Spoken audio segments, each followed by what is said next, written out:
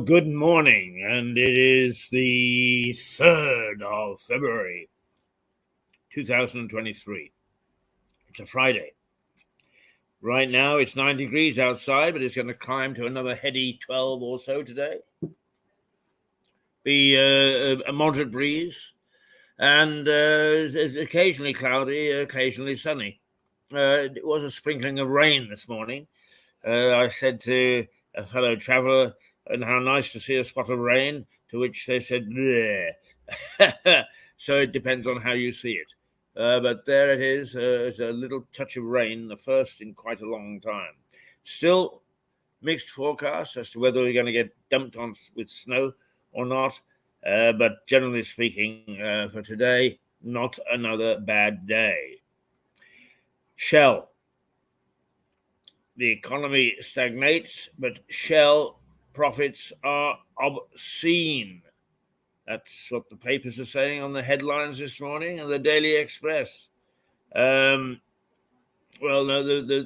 Daily Express is going to. It is a very pro-government newspaper, the Express. So it actually ignores the obscene profits that Shell has made, which accounts for many headlines, front pages in the newspapers. What the Daily Express says is, don't jump for joy yet, but the slump is to end next year. And a forecast from the Bank of England on the UK economy makes several of Friday's front pages, including the Daily Express, which reports that there is cause for cautious optimism. The UK is set to enter recession this year, but it will be shorter and less severe than previously thought. The bank has said that it was too soon to declare victory on inflation, and the paper is urging readers not to jump for joy just yet. But the Financial Times is, oh dear, we have to go a little way. The Guardian calls for tougher windfall tax after Shell posts obscene record profits. This is the story. The Shell's profit announcement is the highest in its 115-year history, which has been labelled by the head of the TUC union as obscene. The Guardian reports that the UK government is under pressure to rethink its windfall tax, which applies to energy companies' profits, after Shell reported one of the largest profits in UK corporate history. The UK headquarters paid £134 million in British windfall taxes last year, and that is their excuse for making these so-called obscene taxes. The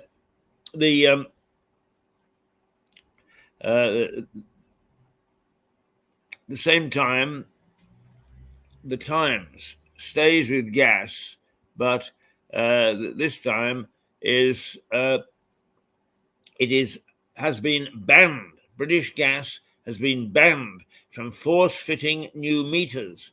Basically, the story is that British Gas had been targeting the most vulnerable, those people who owed them money, and apparently some of the other gas companies, energy companies, were equally as guilty.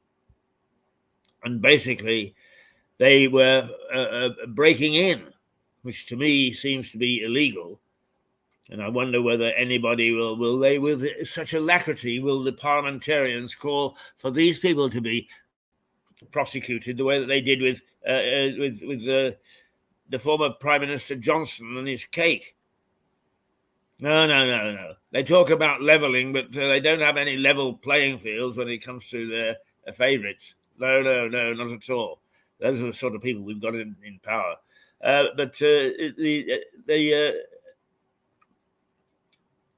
The country says British Gas were breaking in and installing pay-as-you-go meters In other words, you put your shilling in and you get a shilling's worth of gas.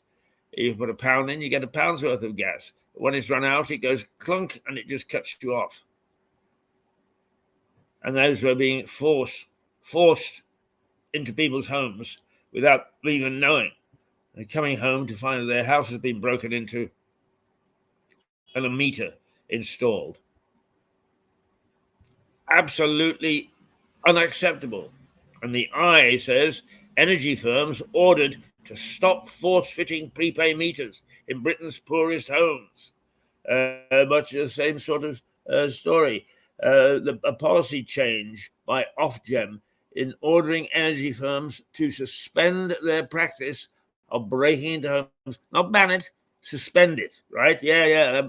Ofgem, government quango, the ruling authority on energy, playing both ends against the middle. A temporary ban on forcibly installing expensive prepayment meters. The intervention will prevent vulnerable people being cut off from electricity and gas. Yes, indeed.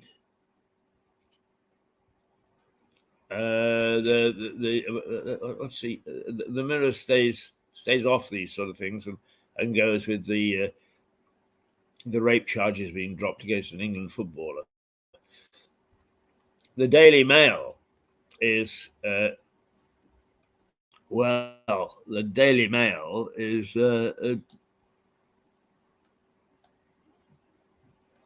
it says people don't simply vanish into thin air. And it's a perfectly valid headline. People don't simply vanish into thin air, except that Nicola Bulley in Lancashire has now been gone for a week. She went to take a dog for the walk along the banks of the river. They've searched the river, they've searched everywhere nearby and can find no trace of her. They can find no trace of her disappearance. You know what the conspiracy theorists will start is that she's been lifted by UFOs. But I think that there is a more practical explanation. But they are quite right. People don't just disappear into thin air.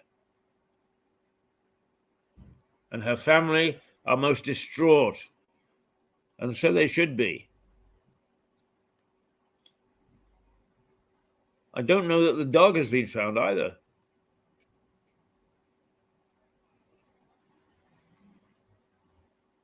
Their lives have been emptied, says the family, since she went missing.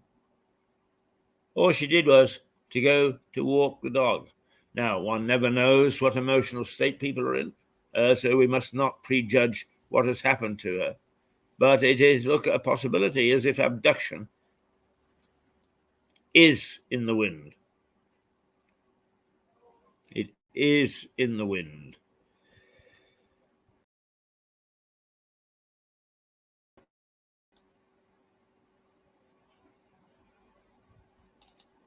Good morning.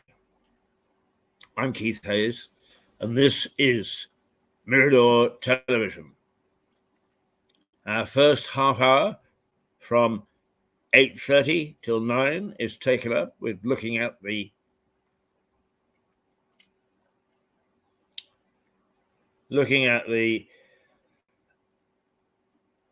front pages of the national papers, taking a quick skim through what's happening locally and commenting along the way. And there, people simply do not vanish, do they? The Sun actually is a very forthright headline. Where the hell is our Nicola? The ongoing search for a missing dog walker asked, where the hell is she? The paper similarly reports on the appeal from Nicola Bulley's parents for help in finding their daughter, and the comment that people don't just vanish into thin air, and they don't. Although the strange thing is if you really want to get lost, you can. They've been running a series recently, a dramatized series about John Stonehouse. Is in the I think it was in the 60s, the 1960s, possibly a little afterwards, that he was an MP and got himself into such a muck that what he decided was that he would fake his own death. And he managed to fool people for 3 or 4 years, I think, before eventually the chickens came home to roost, and it turned out he wasn't dead at all. But it is possible to make yourself disappear, but you've got to work very hard at it. And particularly in these days of surveillance, where every move we make is seen on the streets, in our homes, in our dreams, it is very difficult for somebody just to simply disappear. And so the mirror, or the sun rather, is right to say, where the hell is our Nicola? And that her family are quite right to say, people don't just disappear. They've tried to follow where she went, why she did, so on and so forth. But so far, nothing to show. Right. Okay. Let's take a look at one or two of the other headlines.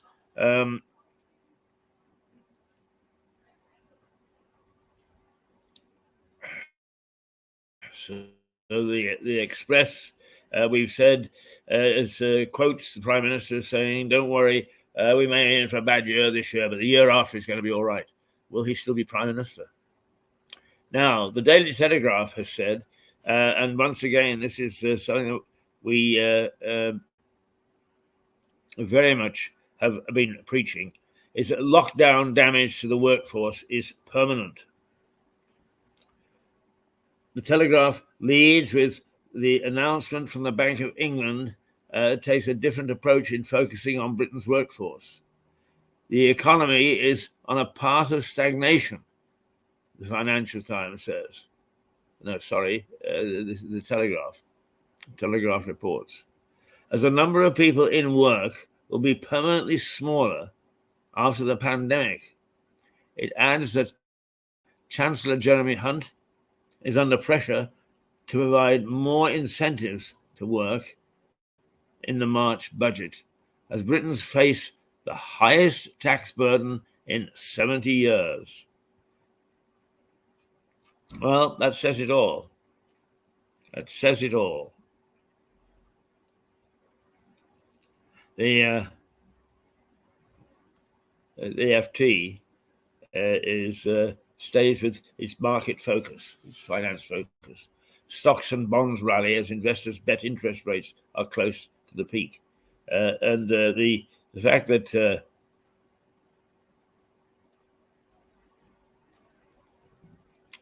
interest rates will probably start to dip means that the strength of the pound will ease, because international currencies are based to some extent on interest rates.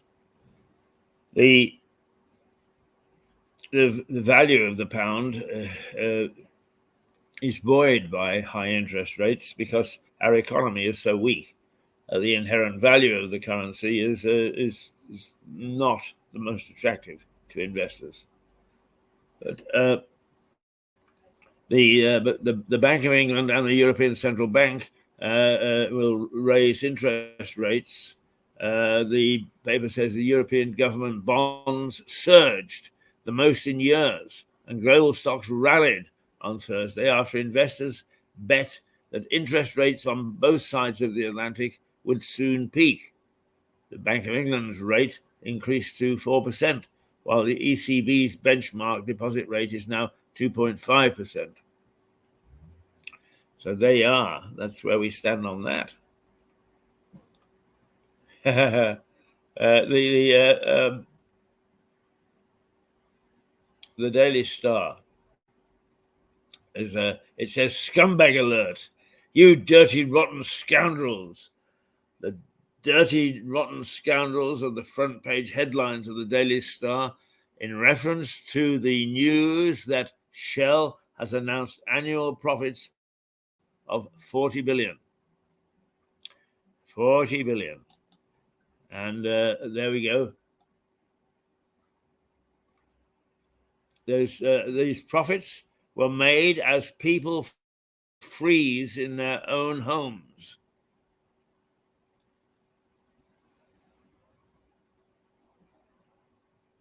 Profits of 40 billion, $40 billion. That's 32 billion pounds.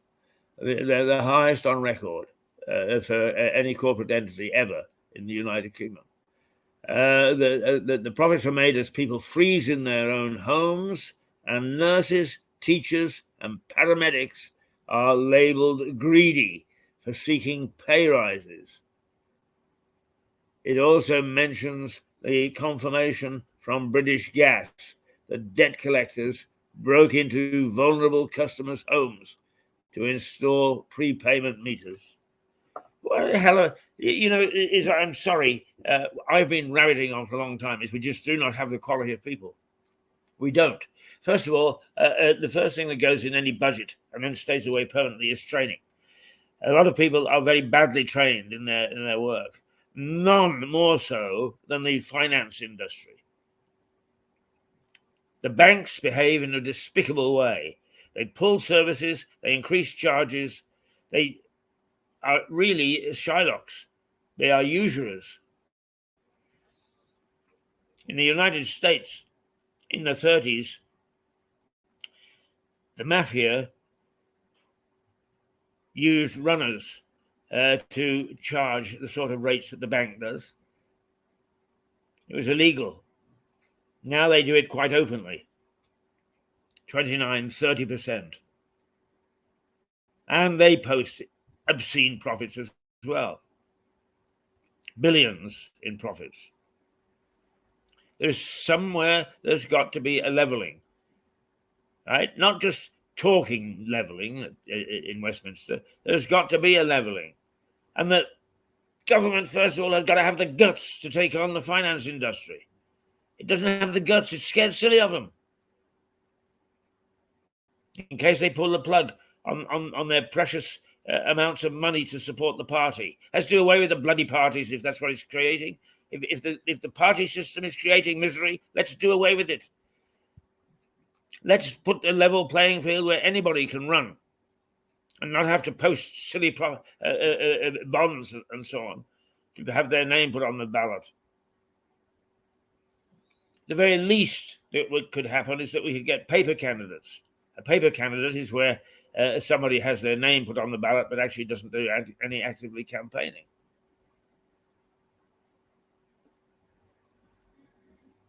I think there's a big shake-up needed.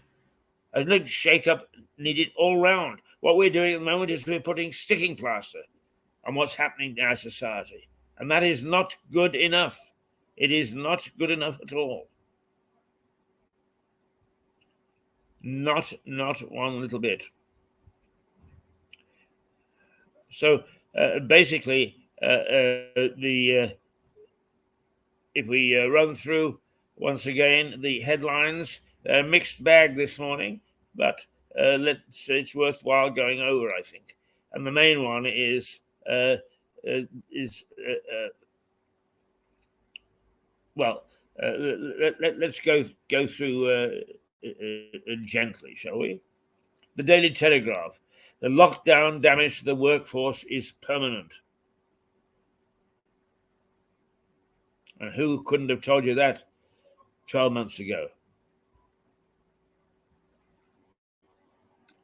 The Express quotes the Prime Minister saying, "Don't jump for joy just yet, but the slump is to end next year." Next year never comes. The Financial Times, the FT. Stocks and bonds rally as investors bet interest rates are close to the peak. Well, some good news in the sense that perhaps interest rates aren't going to go up anymore and might even come down a little bit. Not good news for sterling because it depends upon interest rates to buoy it to some extent. In the long run, the financial markets have no heart. They are only in things in terms of what they can get in return on capital. The Daily Star, you dirty, rotten scoundrels, talking about Shell and that they have made 32 billion pounds profit at a time when people are suffering low wages and, by the look of things, increasingly high taxes. That's the situation that the newspapers see us in. The Guardian calls for tougher windfall taxes after the Shell obscene record profits. And the Times calls for the banning of the meters which force people to pay as you go. You put a bob in a meter and you get a bob's worth of gas. You put a fiver into the meter, you get a fiver's worth of gas. The fact of the matter is that when it runs out, it runs out. And it isn't as if the people who are getting this have chosen it in their arrogance. But British Gas, so they should be brought to court, these people. They are guilty of breaking and entering, corporate breaking and entering. And there is such a thing as taking a company to court on corporate charges. Shell should be charged, and its managing director and its directors, because they have a responsibility, board directors have a responsibility, should end up in the dock for sanctioning breaking and entering into people's homes to illegally and forcibly fit a pay-as-you-go meter. Cabinet has got its finger out belatedly. That's not enough. The eye follows on with that. Energy firms ordered to stop force-fitting prepaid meters in Britain's poorest homes. Yes, sir, and so it should be.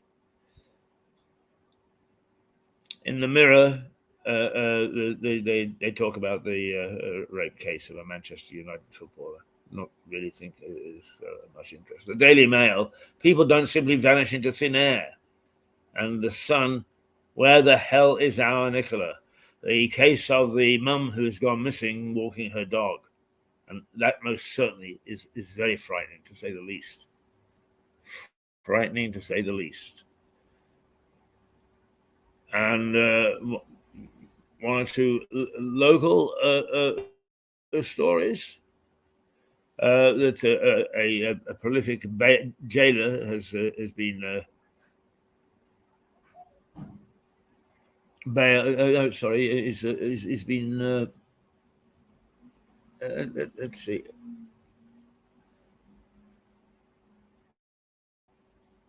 Yes, he's been jailed. He was caught. Robert Jody May has been jailed. How much has he been given? Oh, these things, they jump around all over the place. They're quite useless. He's a 48-year-old man. A suspended sentence on October the 9th. But then is caught breaking in again. And this time they are going to throw him away, although it doesn't say how much. 18 months. He's been given 18 months. So that we do know. This a thatched home has been very badly burned. Let's see. In Worthing, a chimney fire engulfs the property near Worthing. Several fire crews were rushed to Pond Lane at Dorrington at 4 o'clock yesterday afternoon after a fire broke out in the thatched property. Emergency services quickly doused the blaze. Keep still, please. Keep still. The fire lasted several hours as emergency personnel renamed the scene overnight, remained at the scene overnight to extinguish the blaze. So those are the stories.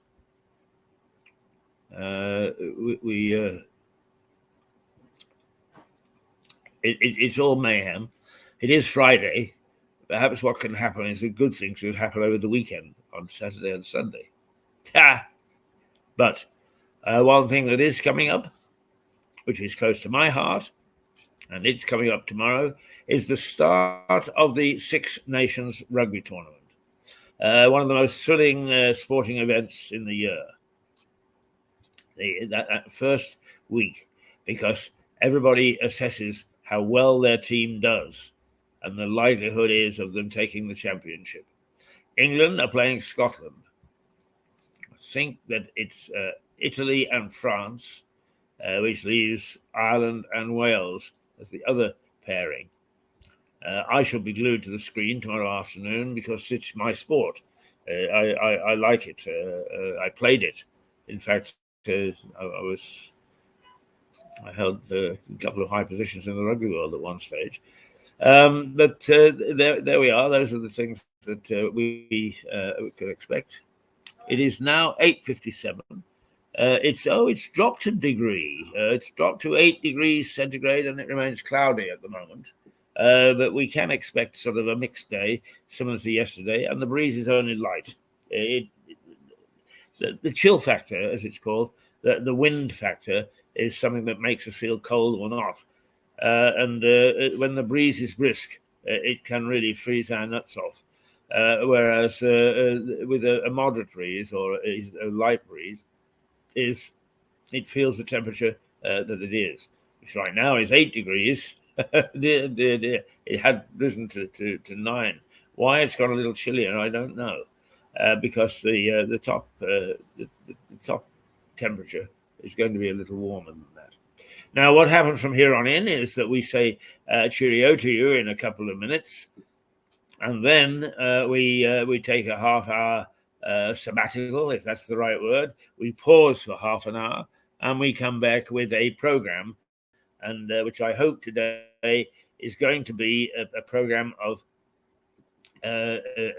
Connor Winton, our young American correspondent, who is a pretty daring chap. Apart from being our correspondent, he also works for NHK in Japan, and he's lined up to join the Marines in the United States and fly faster than the sound aircraft. He's quite an adventurous little chap, but look at him in the kitchen, and he puts together a very nice meal. And I hope that we are going to be able to bring you one of Connor's meals. His mother, the Contessa, is Melissa Conti. I hope, as she has been for a long time, will appear at around 10 o'clock to have a chat to us and let us know what's going on in the States. Yes, we read the headlines. Yes, we hear this and we hear that. But it's only the people on the ground that can really tell us what's happening. And Melissa, being a noted, in fact, a lauded journalist, gives us a much more factual view than most would. So we hope that we'll have her as our key interview today. So that's the way things go. 8:30 till 9. I look at the news, and it is just 9 o'clock now. And at 9:30 we have a program, if you like, and then a little bit after 10 the interview. And hopefully this morning it is going to be with Melissa Conti. If not, we shall look for an archive. But we'll say toodle pip now, and we will leave you to your own devices. You can either boil an egg or do whatever you like, and we will rejoin you in half an hour. Here we go then. Toodle pip. Oh, toodle pip.